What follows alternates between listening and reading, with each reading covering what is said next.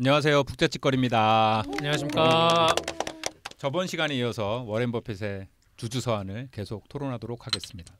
오늘 토론할 주제는 다음 주제 말씀해 주시죠. 예,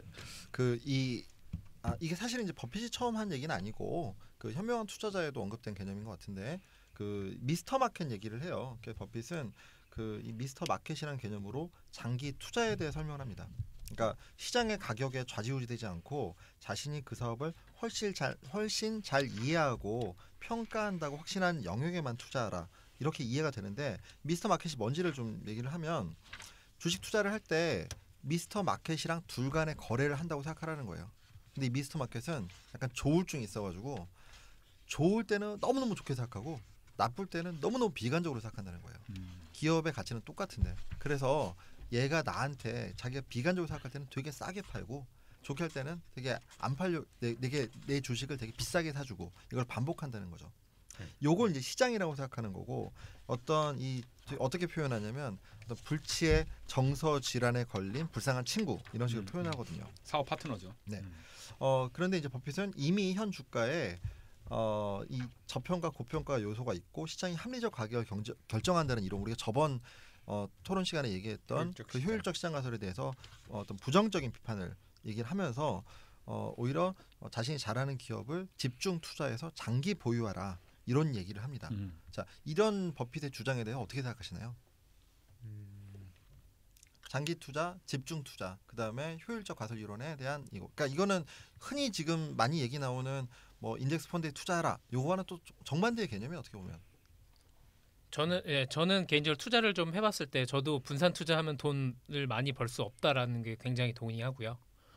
그래서 잘 아는 기업에 투자해서 하는 게 수익이 확실히 더 좋아요. 제가 보기에도. 왜냐면은 이유는 여기저기 그러니까 제가 일단 그만큼 신경 쓸 겨를이 없고 확실하게 내가 아는 기업에 투자해서 장기간 들고 있을 때 저도 그냥 개인적인 그 트랙 레코드에 비춰봤을 때 그게 성과가 훨씬 좋았다. 그래서 저는 굉장히 이 부분에 동의한다. 장기 집중 투자는 더 많이 잃을 수도 있잖아요.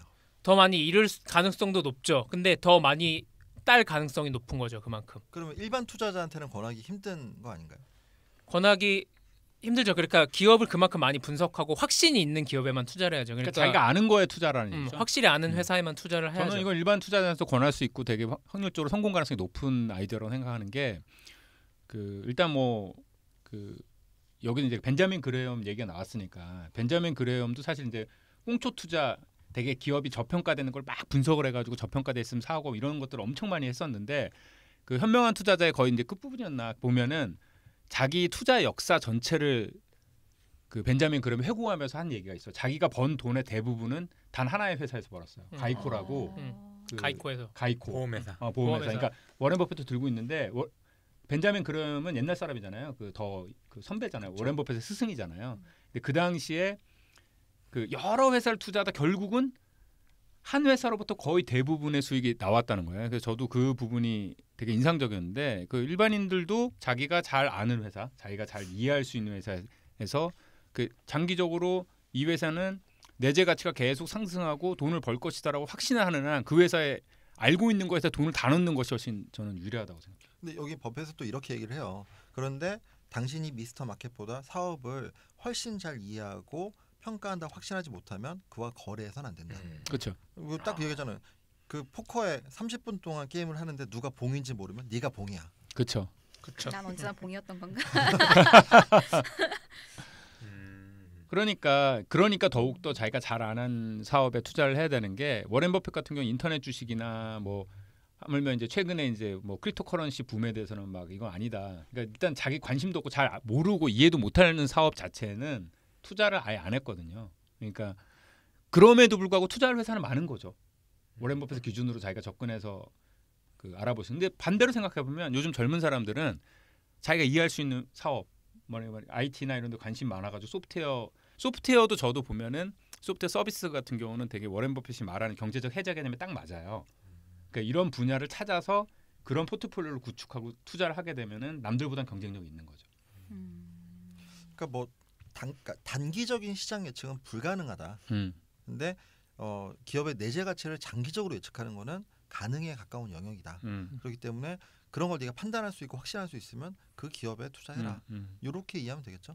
그렇겠네요. 그러니까 저는 이 미스터 마켓의 비유가 결국은 시장의 변동성을 표현을 했다고 생각을 하고 결국은 투자자는 이런 결국은 가격의 그러니까 상장 증권의 가격의 움직임을 무시할 수도 있고 이용할 수도 있다. 그쵸. 그러니까 이게 수동적인 자세 거기에 따라가는 게 아니라 능동적으로 내가 그 부분을 선택할 수도 있고 활용할 수도 있고 피해를 볼 수도 있다. 근데 워렌 버핏은 거의 대부분 폭락했을 때 주식을 사죠. 그렇죠. 그 부분이 뭐냐면 안전 마진이 나오는 거예요. 그래서 내가 적절한 내재 가치에 대해서 평가를 하고 있고 그게 정말 객관화를 갖고 있다면 시장의 변동성에서 안전 마진이 올라갔을 때 그때가 결국은 투자를 집행해야 될 시기다라는 거죠. 근데 안전마진이나 내재 가치는 그러니까 괴는 같지만 조금 다른 얘기로 이해가 되거든요. 왜냐하면 안전마진은 옛날 그 꽁초 투자에서 했던 것처럼 정말 기업을 당장 청산해도 남을 때 그때를 안전마진은 관점으로 봐야 되고 여기서 버핏이 바라보는 내재 가치는 그것보다는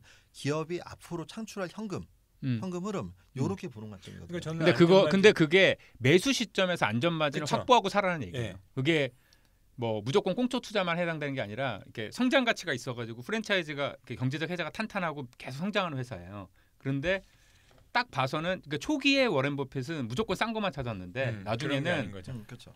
정말 장부가 대비해서 너무너무 비싼데도 미래에 쭉 그쵸. 이게 인플레이션을 이겨가면서 쭉 성장할 수 있는 회사를 밸류에이션을 한 다음에 그 내재 가치를 계산하고 현재 가격이 그보다 싸다면 사요. 근데 여기서 어려운 게 안전마진은 그나마 좀 계산이 가능한 것 같아요. 이거는 재무제표를 잘 보고 이제 거기에 빠져든 함정을 잘 계산하면 되니까. 근데 기업의 내재 가치, 향후의 현금 흐름은 그 버핏도 인정하지만 대단히 주관적인 요소라서 그거는 사실 개인이 다르게 판단할 수밖에. 아니 안전 마진이 내재 가치를 계산해야지 안전 마진이 그러니까 나오는 제가 거예요. 생각하는 거는 안전 마진이라는 것 자체가 내재 가치를 가치와 볼 줄 알아야지 차이에서 맞아요. 계산을 하기 때문에 내재 가치가 이미 포함된 개념인 거죠. 내재 가치를 계산할 수 있어야지 안전 마진을 계산할 수 있는 거죠. 저 궁금한 게 있는데 아까 워렌 버핏이 골드만삭스를 뭐 150? 그러니까 150불을 150억 다는 게 아니고 그 당시에 총 그 버크셔스가 150억 불로 여러 회사를 샀어요. 투자를. 여튼 그 골드만삭스를 굉장히 거의 무리해서 샀던 거 아니에요? 무리해서 산 게 아니라 되게 싸게 산 거죠. 되게 싸게 굉장히 사람들이 걱정할 정도로 많은 금액을 투자했잖아요. 근데 그게 과연 안전 마진을 고려하고 샀을까요? 고려하고 샀을 거라고 저는 봐요. 저는 다 아니라고 모든 약간 그 버핏의 투자는 다 계산이 있어.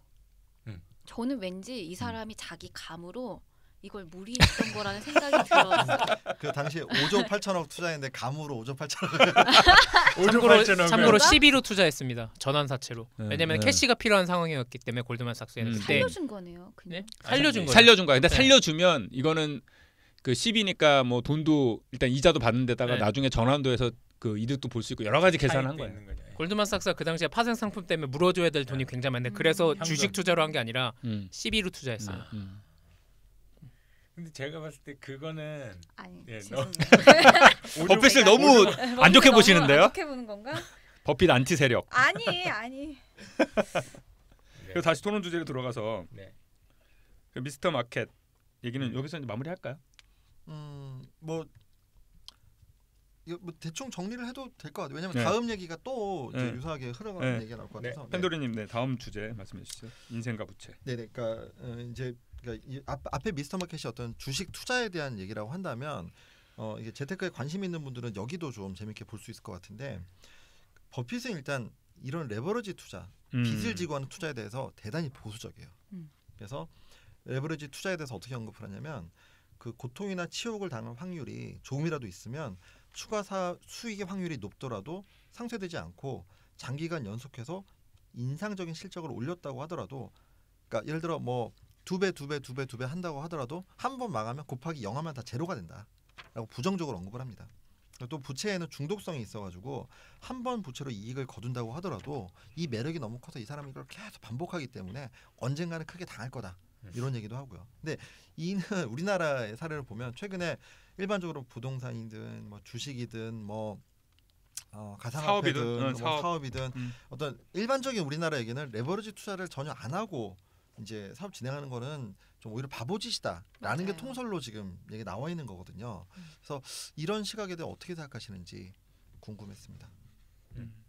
굉장히 보수적이더라고요. 근데 저는 네. 버핏이 부채라는 것 자체를 절대적으로 부정하는 것은 아니죠. 책에도 209페이지에 보면 부채를 효과적으로 사용하면 이익이 확대됩니다라는 부분은 분명히 인정을 하고 있는 거죠. 그렇죠. 인정을 해요. 근데 그 자기는 그렇게 안 하는 거고 자회사 중에 그 공공 서비스 부문에서 버크셔에스가 보증하지 않는 부채를 가진 사업 영역은 있는데 그거는 그냥 냅둬요. 그거는 원래 그 대규모 자본 투자가 필요하니까 이제 그거는 부채를 끌어다 쓰는 방식으로 자회사가 이렇게 사업하는 건 하나 그 공공 영역 서비스 사업은 그렇게 하고 있는데 그러니까 지금 방금 성훈이 말씀하신 거는 좀 이렇게 그러니까 버핏이 부채에 대해서 그러니까 긍정적으로 언급한 것도 전체적인 부정적 언급에 그렇죠. 그러니까 일락으로 하면서 뭐 이거를 부채를 효과적으로 쓰면 이익 많이 거두는 건 나도 알아.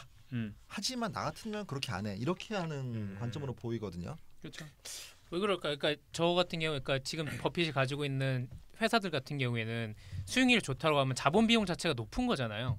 그러면은 부채를 땡겨서 쓰면은 전체 총 그러니까 웨이리드 에버리지 개념으로 보면 웩 자체는 떨어질 수가 있잖아요. 부채를 가져다 쓰면. 근데도 그렇게 뭐 뻔히 보임에도 불구하고 그런 그 왜 고비용 구조로 회사를 가져간다는 게 이해가 잘 안 돼요. 왜 그럴까요? 밤잠을 편안하게 자려고? 그 얘기 나오잖아요. 고통이나 치욕을 당할 확률이 조금이라도 있으면 굳이 그걸 할 필요는 없다는 거죠. 그러니까 롱테일이 되게 무서운 건가? 아니 그게 아니라 이렇게 부채가 있으면 만약에 그 은행 같은 데 부채가 있는데 만약에 갑자기 상황이 안 좋을 때 상환을 요구하게 되면 그 현금을 마련해야 되는 그 상황에서 되게 곤란한 상황. 아니 그리고 못 팔게 될 수도 있고 그때는 꼭 자산 상황이 안 좋을 테니까 자산 시장 상황이 그러니까 그런 거 상황에 들어가고 싶지 않다. 그냥 내 돈 가지고 투자해서. 그리고 또 하나는 그 앞에 미스터 마켓 언급할 때 그 장기 투자에 대해서 이런 얘기 하거든요. 그러니까 항상 언제든지 투자한 자산이 절반 이상 꼬꾸러지더라도 버틸 수 있고 그 다음에 내가 기회가 왔을 때 더 살 수 있는 현금 보유를 가지고 있고 요 두 개를 가면서 그러니까 장기 전망을 하지 않는 대신에 대비책을 세워놓고 있는 거고 그 대비책 중에 하나가 레버리지는 안 쓴다. 그리고 되게 책임감이 있는 것 같아요. 왜냐하면 버핏의 포트폴리오의 대부분의 보험회사들이 많은데 그 대형 재난이나 이런 게 딱 발생하면은 그 보험금 지급을 일시에 왕창 해야 되는 상황이 계속 있는데, 그러니까 현금을 잔뜩 들고 있고 부채를 전혀 안 지니까 뭐 일단 워렌 버핏의 자회사에 보험을 가입한 고객들을 되게 안심하고 이런 신뢰들이 그 워렌 버핏의 어떤 그 자회사들의 파워 같은 걸 더 실어주지 않을까. 굉장히 높은 신용도로 보증이 딱 되잖아요. 그래서 저는 개인적으로 재밌게 보면서도 이게 제가 최근에 몇 년간의 개인 걸로 보면은 부동산에 있어서 빈대서 투자 못한 게 되게 한이에요. 그러니까 그렇다고 생각을 갭 투자. 그러니까 갭 투자까지는 아니더라도 그때 제가 계산을 해보니까 이게 레버리지로 했을 때 한 10%에서 15%까지면 너무나 큰 이 어떤 가정 경제 위기가 오기 때문에 이건 못하겠다. 그렇지. 안 하는 게 맞다라고 생각을 했는데 그때 투자를 했으면 2배 이상 올랐더라고요. 그러니까 그런 거 보면서 이게 약간 가치관에 혼란이 왔었는데 여기 이 부분을 좀 보면서 그래서 잘했지 뭐 이런 거야. 그게 근데 그 생각하는 거예요. 버핏과 동급이야. 나는 버핏 동급이야. 얘 나랑 똑같은 생각하고 있네. 이런 아니. 그러니까 위로를 받은 거지죠. 그냥 위로를 받았는데 왜냐면 나는 2 곱하기 2 곱하기 2 곱하기 한 점씩 되더라도 곱하기 0 하면 제로가 된다는 부분이 되게 크게 봤어요. 맞아요. 아니 언제에서 아니 그거는 사업도 그런 경우 많아요. 저는 이 버핏이 말하는 위험은 부채가 적정 수준을 벗어나서 파산을 일으킬 정도의 유형의 것이지 이게 결코 적정한 수준의 부채를 인정하지 적정한 수준은 아니 부채를 아예 안 지는 구조인데. 그러니까 그거는 기업을 인수하는 경우에는 그게 맞는데 기업을 인수하는 경우 왜요? 인수할 때도 이거를 보시면 그러니까 워렌 버핏이 처음에 사업 시작을 했을 때부터 이 사람이 투자를 받아서 시작했지 부채를 줘서 시작하지 않았어요. 그러니까 이 친인척이나 이쪽한테도 그러니까 이게 투자랑 부채는 완전히 다르잖아요.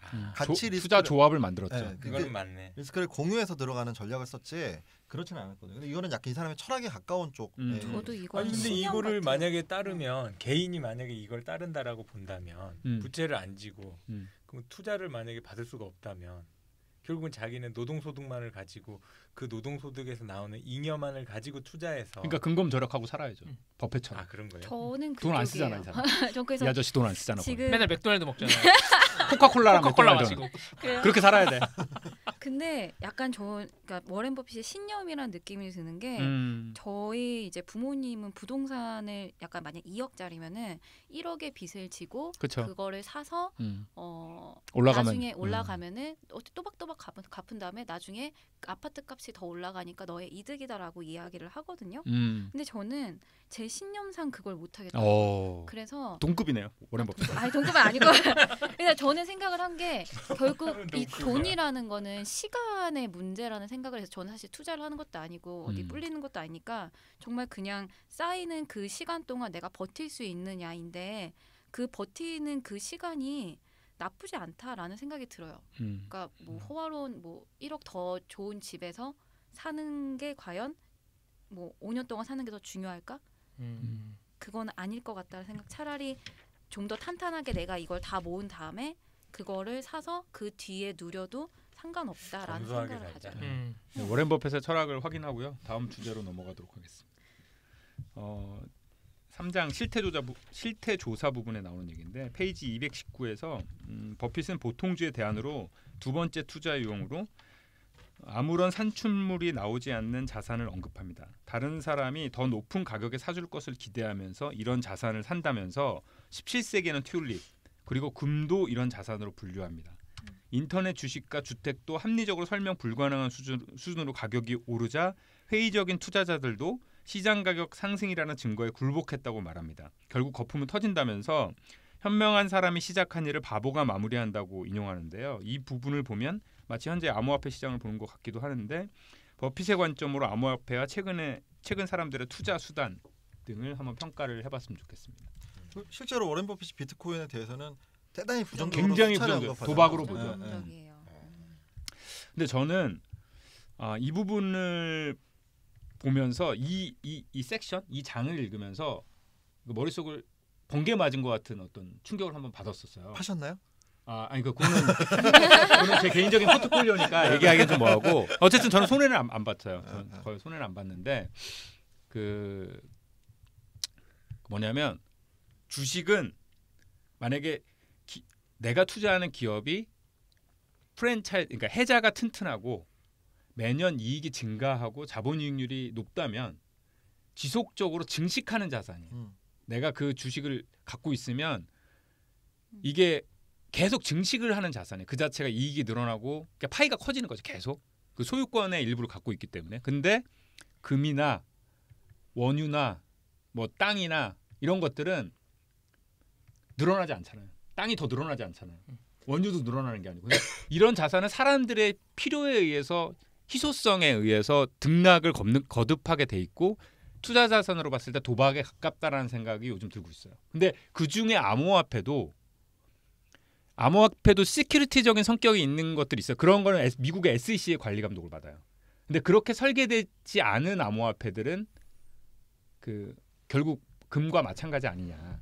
그 유용성은 있겠지만 가격이 필요에 따라 등락을 거듭할 것이다라는 생각이 딱 들더라고요. 저는 워렌 버핏이 되게 대단한 게 그러니까 이때가 금값이 되게 높았을 때였고 인터넷 기업 주가가 되게 높았을 때. 그러니까 그래서 얘기한 거 아닐까요? 근데 사람들이 흔히 이게 내가 이 생각이 맞다고 하더라도 이렇게 오를 때는 그런 얘기 안 하잖아요. 눈치 보죠. 가만히 있잖아요. 괜히 지탄을 나중에 받으니까. 지나간 다음에 내가 그럴 줄 알았어. 이렇게 되는데 이게 되게 그러니까 항상 이런 식의 주장을 한 다음에 기사 뜨고 워렌 버핏 욕 먹고 이 할배 또 노망나네 뭐 이러고 이제 너는 끝났어 이런 얘기 많이 들었단 말이에요. 근데도 계속 이런 얘기를 일부러 그렇게 한 거 아닐까요? 나중에 결국은 그렇게 될 거를 아니까 지금 욕 먹은 다음에 나중에 팔아. 내가 그때 얘기했잖아. 이렇게 하려고. 그러니까 약간 그보다 신념적으로 봤을 때 자기가 위험하다고 생각하는 거에 대해서는 언급하는 거야. 원인을 해주고 싶었던 거야. 그 아까 말씀하신 그 금하고 이런 것들에 대해서 혹시 화폐 전쟁 같은 거 보셨어요? 네, 저도 중국 화폐 전쟁에서 보면은 금이나 이제 돈이나 결국에는 권력의 수단 이제 이동이잖아요. 근데 거기서 말하는 금은 사실 희소성이라기보다는 우리가 금으로 이 권리나 권력을 주고받을 거야. 그렇기 때문에 다른 사람들이 그 밑에 개미들이 휩쓸린 거지. 뭔가 희소성이 있어서 그렇게 됐다라고 보긴 좀 그래요. 그리고 암호화폐 시장은 사실 굉장히 자생적으로 나타난 거거든요. 자생적으로 이제 나타났던 거였기 때문에 마이너들한테 그냥 나눠주던 하나의 그런 것들이었잖아요. 그러니까 것들이 결국에는 권력자들이나 아니 그런 문제가 투자 수단으로 봤을 때 투자 수단으로 봤을 때 주식은 거죠. 증식하는 자산의 소유권을 갖는 건데 금이나 이런 것들은 그냥 내가 금을 10온스 갖고 있어도 금이 늘어나지 않잖아요. 그러니까 그걸 말씀드리는 거예요. 그러니까 그런 복잡한 뭐 권력 이런 얘기를 하는 게 아니고. 그러니까 그 버핏이 이런 그 투자 자산을 세 개로 그러니까 분류하면서 한 얘기거든요. 그래서 첫 번째는 이제 채권, 그렇죠. 채권은 되게 현금 비슷한 현금이 MMF. 기재되어 있는 채권 그리고 이자를 주는 이게 언뜻 생각하기에는 안전해 대단히 보이지만, 안전해 보이지만 실제로는 되게 위험한 자산이다. 위험은 되게 오히려 크다라고 하고 두 번째 자산으로 금 같은 걸 얘기하는 거죠. 고정된 희소성으로 가치가 올라가는. 근데 요거는 희소성으로 올라가긴 하지만 요게 그 금액 그대로 있는 거지 그게 가치를 스스로 증식해내지 못한다라고 하고 세 번째를 기업의 주식이나 부동산 이런 생산자산 이런 걸 보면서 자기가 선호하는 자산은 이쪽이다. 그래서 특히 이제 기업의 주식 같은 경우에는 아까 유성님 말씀하셨던 것처럼 계속 이렇게 올릴 수 있는 그리고 기업 가치가 그러니까 이 이익이 계속 창출되어 있는 자산이다라고 설명을 한 거죠. 그 관점에서 얘기한 거기 때문에 그 뭐 이렇게 그러니까 금은 희소성으로 올린 건 맞죠. 주식이나 저는 사실 암호화폐나 그러니까 큰 차이가 없어 보여요. 네. 왜냐하면 자생적으로 생겨났고 약간 여기 미스터 마켓이라 했잖아요. 그러니까 사람처럼 주식이나 암호화폐나 사람처럼 왔다 갔다 하거든요. 근데 이제 주식은 그 기업의 소유권을 일부러 나눈 거이기 때문에 그 기본적으로 기업 가치와 아까 얘기했던 안전마진이나 아니면 실제 내재 가치와 연결되어 있는 개념. 그러니까 기업들의 내재적 가치에 의해서 주식들이 움직이잖아요. 사람들의 니즈나 뭐 이런. 그러니까 내가 주식을 보유하면 그 기업의 이익을 소유할 수 있는 거죠. 그렇죠. 근데 결국 이익에 따라서 움직이게 되는데 돈이나 이거는 금은 딱 희소돼 있고 돈은 누가 찍어내냐에 따라서 다르고. 근데 이 주식은 사실상 살아있는 회사들에 의해서 움직이는 거니까 돈하고 이거랑은 완전 그러니까 투자 수단으로서 분류를 하는 거예요. 암호화폐를 투자를 할 수는 있는데 암호화폐를 내가 가지고 있다 해서 그게 자산이 증식하질 않잖아요. 자산 증식을 할 수 있죠. 아니 암호화폐를 내가 하나를 갖고 있는데 그게 늘어나질 않잖아요. 그러니까 지금 사람이 늘어나면 늘어나게. 아니 비트코인을 만약에 1비트코인을 갖고 있어. 1비트코인을 갖고 있는데 이게 늘어나질 않잖아요. 그냥 1비트코인을 갖고 있는 거예요. 프로그램적으로 얼마씩 늘어나게 돼 있어요. 발행했을 거. 그러니까 이게 소유하고 있는 것이 증가하지 않는다. 내가 가지고 있는 소유가 증가하지 않는다. 책을 샀다고 책이 증가하지 않잖아요. 그러니까 땅을 내가 이만큼 갖고 있어. 그럼 주식은 몇 개로 늘어나요? 주식은 그 자체가 이익에 대한 소유권인데 기업이 이익이 증가하기 때문에 증가하는 자산에 대한 소유권이에요. 그러니까 이거 이렇게 이 세계 자산을 구분했잖아요. 채권은 내가 1,000만 원짜리 채권을 가지고 있을 때 그 표면금리 2% 돼 있으면 만기가 되면 그 금리를 받는 걸로 끝나잖아요. 금은 거래 가치밖에 없는 거예요. 그치. 누가 다른 사람이 더 비싸게 사줘야 되는 거야. 그치. 암호화폐도 거래 가치만 있는 거야. 그치. 근데 누가 다른 사람이 이걸 비싸게 사줘야 되는 거지. 근데 기업의 주식이나 부동산 같은 경우는 거래 가치 왜 플러스가 나냐면은 기본적으로 배당 이익이 발생을 하잖아요. 배당 이익이 발생을 하고 여기 이제 그 기업 자체의 가치가 여기 활동에 따라 계속 올라가고 그래서 이 세 개의 자산을 구분을 해놓은 거예요. 누가 비싸게 사주지 않아도 나에게 이익을 갖다 줄 수 있는 자산. 그렇죠. 그러니까 그렇죠. 저는 이게 이제 워렌 버핏이 생각하는 거는 결국은 이익을 얻는 데는 보통 사람들은 투자할 때 이익이 모호한 거예요. 그래서 시장의 변동성으로 인해서 가령 금값이 변하면서 내가 살 때보다 금값이 올랐을 때 거기서 이익을 얻는 걸 그냥 이익이라고 생각해요. 실현해야지만 이익이 생기죠. 그런 경우에. 근데 워렌 버핏이 원하는 이익은 시장 변동성에 의한 이익이 아니라 그냥 이익 내재 증가. 가치가 그러니까 관점이 증가하면서 거기서 발생하는 내재 가치에서 오는 이익을 자기가 가져가겠다는 거죠. 그러니까 팔 생각이 없는 거지. 그러니까 계속. 시장의 변동성이 중요한 게 아니라 내재 가치 자체에서 오는 이익을 자기가 획득하겠다가 이익이 목적이기 때문에 이 관점이 완전 다른 거예요. 완전 달라요. 완전 다른 것 같아요. 할 생각이 없으니까. 화폐 전쟁에서 나온 관점으로 보면 워렌 버핏이 그 얘기를 해요. 100년 뒤에 사용하는 화폐가 뭐 금이든 뭐 조개 껍데기든 상어 이빨이든 뭐든 상관없는데 그 부분 되게 재밌었죠. 그래도 그때도 사람들이 일해가지고 번 화폐를 가지고 코카콜라나 CG 탄콩캔디를 살 거라는 거야. 그렇죠. 그러면은 그러니까 그래서 주식은 의미가 있다. 그러니까 그게 여기서는 절대적인 가치의 수단을 구매력으로 보는 거예요. 그러니까 어떤 거를 구매하는 그 구매력을 가치의 평가로 하는 거죠. 그래서 그거를 상업용 젖소에 비교합니다. 223페이지 나오는데 미국 기업들은 사람들이 원하는 상품과 서비스를 계속해서 효율적으로 제공할 것이고 비유하자면 이런 상업용 젖소들이 여러 세기를 살아가면서 갈수록 더 많은 우유를 공급할 것이고 젖소들의 가치는 교환 매개 화폐가 아니라 우유 공급 용량에 따라 결정할 것이다. 그래서 우유를 팔아서 번 돈은 복리로 증식될 것이다. 그래서 나는 그 젖소를 소유하겠다. 아하. 그게 주식이다. 그 얘기는 하는 거죠. 그러니까 저는 이렇게 세 개로 분리해서 한 이런 관점이 되게 마음에 들었거든요. 그러니까 맞아요. 그냥 하나하나가 아니라 세 개로 딱딱딱 분리하고 거기 특성을 언급한 다음에 나는 이걸 선호해. 그러니까 일반적인 일반화시켰기 때문에 어떤 새로운 게 나와도 사람들이 잠깐 미혹될 수 있어도 워런 버핏의 관점으로 보면 보이는 거예요. 그래서 이제 가상화폐도 사실 이런 관점으로 딱 보게 되면 보일 수 있는 거죠. 근데 분명히 이러다가 아까 말씀하신 것처럼 예를 들어 세 번째 관점에 도달하는 유의 또가 나오면 그럼 이것도 괜찮아라고 얘기할 수 있는 거죠. 이 분리가 돼 있는 상황입니다. 근데 가상화폐는 그런 분야도 가능해요. 그러니까 지금은 코인이 그냥 뭐 희소하거나 이제 디플레이션 화폐적인 성격인데 시큐리티적인 거가 부여돼서 거기도 주식을 대체할 거라고 주식을 대체할 거라고 보는 시각이 많거든요. 회사에서 발행하는 어느 회사에서 발행하는 암호화폐의 경우는 그 회사 가치를 따라갈 수밖에 없죠. 이익을 그러니까 소유권 나누는 자체를 형태를 주식이 아닌 코인의 형태로 가져가는 거죠. 그렇게 보고 있거든요. 코인의 미래에 대해서는. 그래서 그거는 이제 그때 가서 생각을 해볼 될 것 같고. 네, 다음 주제로 넘어가도록 하겠습니다. 한도리님이 또 이어지는 얘기입니다. 같은 얘기죠. 근데 세 개로 분리했잖아요. 그리고 기업의 주식이랑 부동산은 세 번째란 말이에요. 그렇죠?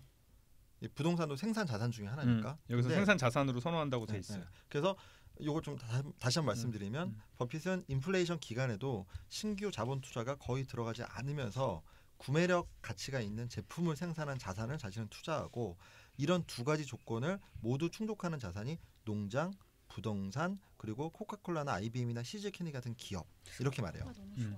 그래서 버핏은 실제로 농장, 부동산 같은 자산보다는 기업에 투자를 많이 했고 근데 부동산 투자에 대해서는 좀 부정적으로 언급을 해요. 뭐라고 얘기하냐면 그러니까 이 중간에 다른 장에서는 좀 건물이 과잉 공급되면서 부동산 가치가 폭락하면 은행이 큰 손실을 보게 되고 또 이게 어리석게 생각되는 측면은 주택 가격이 앞으로도 계속 조정 없이 오른다고 생각하는 사람들이 믿는 것 이런 게 어리석다고 생각을 했고 또 집은 실제 거주 목적으로 사야지 매매 차익이나 재용자를 기대하고 사서 안 된다 이렇게 언급을 하거든요. 그러면서 사람들이 집을 장만하는 것은 바람직하지만 미국의 주된 목표가 집을 사는 것, 집을 장만하는 것 되는 안 된다 이렇게도 얘기를 해요. 그래서 이게 그 세 가지로 분리를 하고 이 세 번째가 돈이 벌리는 자산임에도 불구하고 이건 부정적으로 부동산을 부정적으로 보는 이런 시각 자체가 조금 저는 좀 특이하게 보이기도 했고 지금 2018년에 대한민국에 좀 이 얘기가 좀 있는 것 같기도 해가지고 이 부분 이런 주장에 대해서 어떻게 생각하는지 좀 궁금했어요. 저 완전 동의해요. 뭐에 동의를 해요? 부동산. 그러니까 동의 안 하는 거 이게 우리가 부동산 뭘 동의하는? 부동산은 사는 곳이지 투자하는 곳이 아니에요. 그렇다는 것에 동의한다. 네, 매우 동의합니다. 오늘 수영님이 되게 워렌 버핏과 동급. 아니 왜냐하면은 이 주장이 저희 부모님뿐 아니라 저희 부모님 세대 이제 선배들 들어보면은 그렇게 이 부동산 투자를 강조를 되게 많이 하거든요. 근데 저는 그게 정말 아니라고 생각을 하는데 거기에 대한 확신을 도저히 얻지 못했는데 워렌 버핏 이 얘기를 보고 확신을 얻었어요? 확신을 얻었어. 내가 맞아. 이거를 10에서 20년 전에 워렌 버핏이 이 부분이 이제 적힌 주식 이제 주주 서한을 읽고 이거를 따라서 지금까지 행동을 했으면 우리나라에서 돈을 못 벌었어요. 왜 부동산 투자를 안 했으니까. 왜 주식으로도 벌을 수도 있지. 그럴 수는 있지만 어쨌든 부동산으로는 돈을 못 벌었어요. 우리나라랑 미국이 좀 달라. 미국에서도 돈 못 벌었어요. 왜냐면 미국도 부동산 많이 올랐으니까. 미국이 부동산이 그러니까 올랐다 떨어졌다 다시 올랐다 이걸 반복하긴 했는데. 그러니까 지난 10년간 그 전 세계적으로 저금리 시대였잖아요. 그래서 부동산이 사실 전 세계적으로 폭등했어요. 뭐 홍콩, 뭐 호주, 뭐 미국, 뭐 다 마찬가지로 뭐 우리나라도 마찬가지. 우리나라가 오히려 덜 올랐으면 덜 올랐죠. 그러니까 아까 얘기했던 이 첫 번째 자산의 어떤 채권이나 이런 부분에 대해서 그 버핏이 부정적으로 본 이유가 결국 인플레이션 때문에 그렇거든요. 인플레 해지가 안 된다는 거죠. 네, 그게 금리겠지만 그보다 인플레이션 해지가 안 되기 때문에 첫 번째 자산에 대해서 부정적으로 봤는데, 그러니까 두 번째는 그냥 거래 가치밖에 없고, 근데 세 번째 부분은 어쨌든 부동산은 인플레이션 올라가면 같이 올라가는 자산. 임대료를 올릴 수가 있잖아요. 그러니까 근데 그게 버핏이 보는 관점이 다른 거는 자산 가격이 올라간다는 측면보다는 임대료를 올릴 수 있다는 측면이야. 사업적으로 캐시플로우상. 그러니까 부동산도 마찬가지로 거래 가치 외에 여기서 그러니까 뭔가 수익이 들어올 수 있는 자산이. 근데 이제 사람들이 부동산의 가격이 자산 가격이 무조건 올라간다는 믿음이 있는데 실제로 그렇지 않거든요. 맞아요. 폭락할 수 있거든요. 그러니까 결국 내재 가치랑 그 부동산 자체에서 오는 캐시플로의 내재 가치랑 괴리가 있을 수 있는 거거든요. 이렇게 주식처럼. 근데 그 얘기를 하는 거죠. 저희가 이 북자직 걸 작년에 했을 때 부동산 관련 책을 하면서 뭐 뉴스테이 책이었나요 그때? 뉴스테이. 하면서 엄청 비판을 하면서 그랬는데 그 이후로 지금까지 많이 올랐습니다. 아 그래요? 많이 올랐어요? 아니 근데 저는 이 부분 봤을 때 그 버핏이 부동산과 집을 구분했다고 저는 그거 생각했어요. 맞아요. 그 얘기 지금 이건 부동산 투자를 얘기하는 게 아니에요. 네, 그래서 개인이- 부동산은 이제 임대료나 아니면 거기서 작물 재배를 한다면 초과 이익이 나오는 내재 가치를 지닌 거고, 집은 약간 사회적 어떤 그쵸. 역할도 음. 이분은 생각하기 때문에 집이라는 것 자체를 투자 수단으로 하면 사회적 효용이 너무 불안정해지고 이런 것들 그러니까 부작용이 있기 때문에 집이라는 것을 구분해서 그걸 꼭 투자 수단으로 보면 안 된다라고 얘기했다고 생각해요. 저는. 펜도르님은 어쨌든 간에 집을 안 사서 손해 본 거에 대해서 굉장히 맺혀 있으신 것 같아요. 아니 그게 아니라 그 제 나이 또래는 30대 중반부터 모든 사람 부동산이 되게 중요한 화두고 그렇죠. 제가 요즘 생각하는 거는 30대의 후배들이 그러니까 꽂혀 있는 되게 유력한 재테크 수단이 부동산이에요. 다 이거 그러니까 이미 이걸로 많이 들어가 있고 레버리지 이빨이 당겨가지고 들어가 있는 데도 너무 많고 이제 그런 상황이니까 그러면 그거에 대해서 오히려 워렌 버핏은 경고를 한 거잖아요. 그쵸. 집이 계속 자산이 오를 것이다라고 그거 믿지 가정을 마라. 하고 한 거니까. 그러니까 임대료 수익 같은 건 인플레이션에 대한 해지 수단이 될 것 같은데 자산은 실제로 금리나 그 유동성 상황에 따라서 자산 가격 자체는 변동이 가능할 거라고 보고 지금 시점은 어떻게 될지 모르죠. 매매 차익을 보고 하는 건 아니고 내가 만약에 뭐 내가 살고 있는데 그렇게 뭐 집을 계속 팔아야 되고 이런 것도 아니잖아요, 네. 사실. 그러니까 오히려 또 애매한 거죠, 더. 오피스텔 투자 같은 건 좋아하실 수 있겠네. 왜요? 아니 임대 수요가 임대 수요가 임대가 그런 캐시플로를 바탕으로 나오는 거니까. 그다음에 자산 수익은 덤으로 얻을 수 있고. 근데 어쨌든 지난 60여 년간 그 이렇게 부동산 투자를 한 이력은 없어요. 없어요. 그러니까 그게 그러니까 이 차익 거래 때문에 그 중간에 속에 나오는 이제 그 부분 있잖아요. 그러니까 그게 부동산과 연관된 차익 거래에 대한 얘기는 언급은 나오지만, 그러니까 어떤 그러니까 부동산 자체의 어떤 차익 거래 실현이나 뭐 이런 식의 그건 없었어요. 지금. 그러니까 훨씬 더 좋은 투자 수단이 많으니까. 그러니까 내재 가치가 있고 그다음에 프랜차이즈가 확실해서 막 자본 수익률이 20% 30%씩 되고 계속 성장하는 회사들이 있는데 못하러 뭐 수익 5% 받으려고 못하러 부동산에 투자하겠어요. 그것도 있고 사회적 영향도도 있지 않을까요? 만약에 이런 자산이 많은 분이 부동산 가지고 장난치면은 저희 같은 사람은 정말. 네, 제가 보기에는 근데 전혀 그런 거 아니고 돈을 훨씬 주식이 많이 벌기 때문에 주식에 투자하신 것 같은데. 상대적 ROE가 20% 이상씩 되는 기업들이 엄청 많은데 그럼 그걸 보유하고 있으면 계속 20%씩 자산이 증식하는. 근데 어쨌든 이 주주 서한의 언급으로는 자기가 부동산이나 이거 여기에 대해서는 부정적으로 언급을 계속 이렇게 그 자산 투자에 대한 그건 있었어요. 근데 이 부분을 보고 좀 놀라긴 했어요. 그러니까 부동산도 그 같은 급으로 시즈캔드나 이런 그쵸. 거 같은 급으로 언급을 하고 그쵸. 인플레이션 해지가 되고 생산 자산으로 네. 언급을 저는 했잖아요. 부정적으로 봤다고 생각하지 하진 않는데 네. 그냥 자기가 투자하고 싶은 분야는 아닌 것 같아. 내 집은 투자하지 말자 이런 얘기 아닌가요? 내 집, 예. 내가 사는 집은 투자하면 안 된다. 그러니까 근데 우리나라 사람들, 그러니까 투자 수단으로 생각하지 말라. 우리나라 집을. 그런 사람들은 얘기를 하는 자기 것 집이 투자 수단인 사람이 너무 많아요. 같아. 그렇죠. 그러면 안 된다 그 얘기가. 지금 팬더님이 원하는 건 자기 집이 투자 수단이 되는 경우 아니었나요? 내가 얘기하는 팬들님은 그냥 기분이 나빠. 지난 10년간 내가 집 안 사는데 집값이 올라서 기분이 나빠. 워렌 짜증났어. 버핏이 한국에서 만약에 있었으면 부동산이라는 것도 투자의 이익을 극대화하는 수단인데 그것을 간과하는 것 아니냐라는 거 얘기하신 거 아니에요? 그러니까 이게 성우님이 그냥 부러운 거야. 그 여기 전체 중에 언급해 보면은 그러니까 지난 10년간의 남양주 시골의 집. 지난 10년간의 성적표를 보잖아요. 그러면은 워렌 버핏이 언급한 거를 다른 사람보다는 안 다른 사람이 돈을 더 많이 벌었어요. 우리나라 한국이 대한민국의 지난 10년. 근데 그 좋은 회사 주식을 사서 돈을 그쵸. 꽤 많이 번 사람이 있어요. 그러니까 집으로는 벌 수 없는 만큼 버신 분들이 있어요. 가치 투자 이런 방식으로 투자를 해서 그걸 못 보지 않았기 때문에 그렇게 말씀하시는 거지. 상대적으로 봐야죠. 그러니까 이 말씀은 이건 거죠. 그러니까 그 다른 방법, 워렌 버핏이 추구했던 다른 방법으로 돈을 많이 번 사람들도 되게 많기 때문에 이 부동산만이나 그러니까 이것만이 그 어떤 이익의 유일한 수단은 수단은 아니었다. 아니라는 거죠. 선택의 문제일 뿐이다. 선택의 문제일 그러면 뿐이에요. 이 워렌 버핏이 말이 맞는 거죠. 그러면 봐라, 내가 세 번째 유형으로 부동산도 넣었지 않느냐. 그렇죠. 얘기할 수 그렇게, 있겠죠. 예, 그렇게 보면은 충분히 성과가 나온 거잖아요. 아 이상하게 이렇게 부동산 얘기만 하면 이렇게 창호님이 열기를 띠면서 뭔가 이렇게 화가 나 있어. 그래서 막 토론이 열띠어. 저는 항상 열기를 띠고 얘기를 해요.